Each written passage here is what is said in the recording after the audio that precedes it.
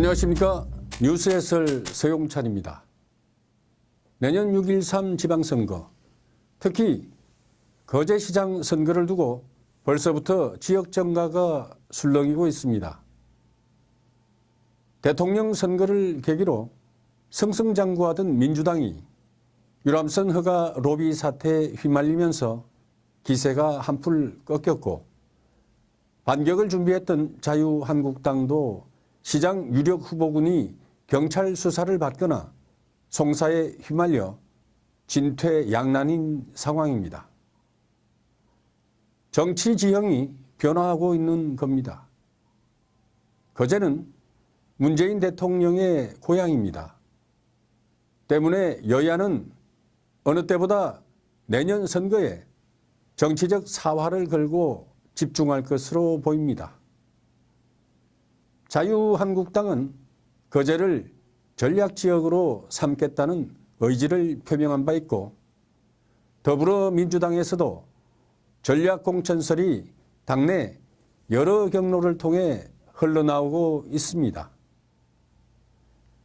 여당인 민주당에서는 김혜연 전 도의원과 지영배 신현농협장, 장훈 노무현재단 경남 상임대표, 우성 거제인문학당 훈장, 옥정희 전 거제시 여성단체 협의회 회장 등이 후보 경합을 벌일 것으로 예상됩니다. 이 가운데 유력 주자인 김혜연 전 도의원이 전직 조폭과의 부적절한 처신으로 곤경에 처하면서 혼전 양상을 보이고 있습니다. 민주당보다 자유한국당의 사정은 더 나쁩니다. 자유한국당 시장 경선 후보로는 황종명, 김창규, 오경문 도의원 등 3명의 도의원이 나란히 거론되고 있습니다.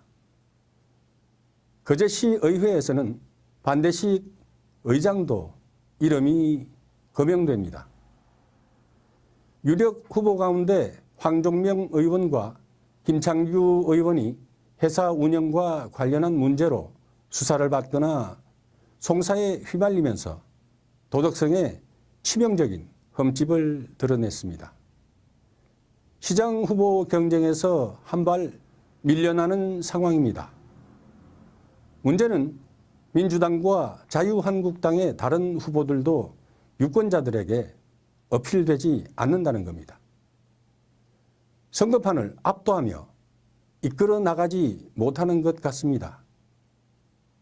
이런 상황이 연말까지 지속된다면 내년 거제시장 선거는 전략공천으로 기울어질 공산이 커 보입니다. 출마 예정자들만 속이 타게 생겼습니다. 국민의당이 바른정당과의 통합 또는 연대를 통해 외연 확장에 나선다는 소식입니다. 국민의당에는 박명옥 거제시의회 부의장이 시장 후보로 거론되고 있습니다. 무소속으로는 윤영 전 국회의원과 이행규 전 거제시의원이, 노동계에서는 백순환 전 대우조선 노조위원장, 이길종 전 도의원이 꾸준히 이름을 올리고 있습니다. 내년 거제시장 선거와 관련해 가장 주가를 끌어올리고 있는 인물은 서일준 거제시 부시장입니다.